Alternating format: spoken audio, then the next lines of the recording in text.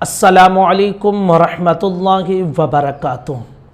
बिस्मिल्लाहिर्रहमानिर्रहीम पढ़ना कब फ़र्ज़ है, कब मकरूह है, कब सुन्नत है, कब मकरूह है, कब हराम है और कब कुफ्र है। ये सारी बातें आज के इस वीडियो में हम आप तक पहुंचाएंगे। इसको भी जानना हमारे लिए ज़रूरी है। नंबर 1, बिस्मिल्लाह पढ़ना कब फ़र्ज़ है।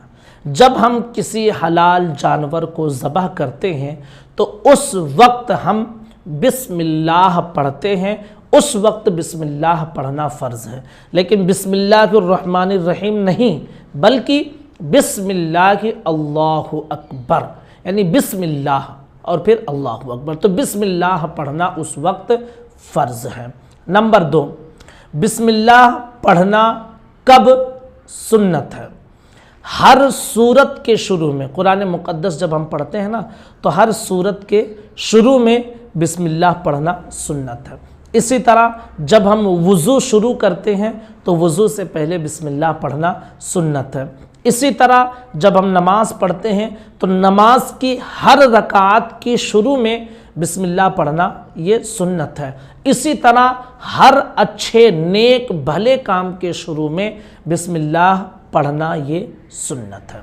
नंबर 3, जब हम नमाज के बाहर होते हैं, खारिज नमाज होते हैं, है ना, तो खारिज नमाज में नहीं है बल्कि नमाज के बाहर हम कुरान मुक़द्दस की तिलावत कर रहे हैं और कोई सूरत शुरू हो रही है तो उस वक्त बिस्मिल्लाह पढ़ना तो ये क्या है, सुन्नत है। लेकिन अगर हम नमाज के बाहर हैं और कोई सूरत शुरू नहीं हो रही है बल्कि बीच सूरत से हम कुरान मुक़द्दस की तिलावत कर रहे हैं तो वहाँ पर बिस्मिल्लाह पढ़ना मुस्तहब है, इसलिए कि वहाँ पर बिस्मिल्लाह लिखा हुआ तो नहीं है, इसलिए पढ़ना मुस्तहब है।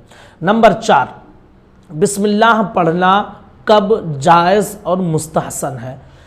उठते बैठते वक्त, यानी जब भी हम उठें बैठें लेटें जो सोएं जागें तो बिस्मिल्लाह पढ़ना ये मुस्तहसन है, जायज़ है। इसी तरह सूरह फातिहा के बाद, नमाज के अंदर सूरह फातिहा के बाद जब हम कोई सूरत मिलाते हैं और उस वक्त हम बिस्मिल्लाह पढ़ते हैं तो ये जायज़ और मुस्तहसन है।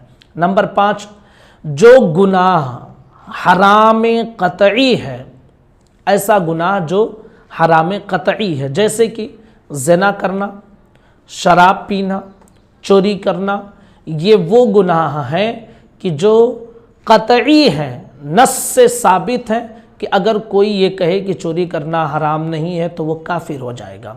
शराब को हराम ना माने तो काफिर हो जाएगा, ज़िना को हराम ना माने तो काफिर हो जाएगा, इसलिए कि इसकी क़तईयत का सबूत कुरान और हदीस में मौजूद है।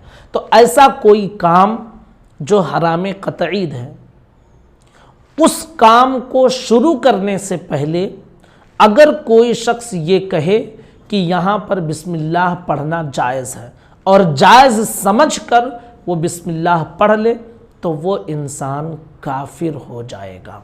कब? ऐसा गुनाह जो हराम क़तई है और उस काम को शुरू करने से पहले बिस्मिल्लाह को जायज़ समझकर पढ़ने वाला इंसान काफिर हो जाएगा।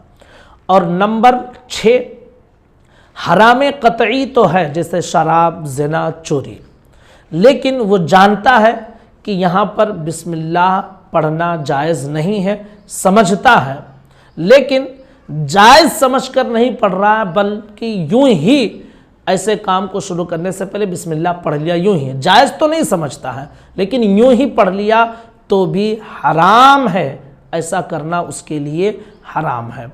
और नंबर 7, सूरह अनफाल, यसअलूनका अनिल अनफाल, जो 9वें पारे की लास्ट की सूरत है और 10वें पारे में जाकर ये सूरत ख़त्म होती है।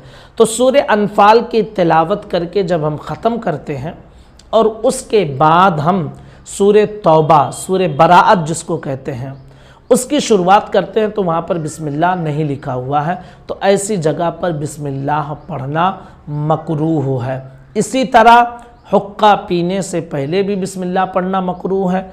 اسی طرح بیڑی سگریٹ پینے سے پہلے بھی بسم اللہ پڑھنا مکروہ ہے۔ اسی طرح نجاست کی جگہوں میں بھی، جیسے بیت الخلاء میں، ٹوائلٹ میں اندر جا کر ہم بسم اللہ پڑھیں تو یہ مکروہ ہے۔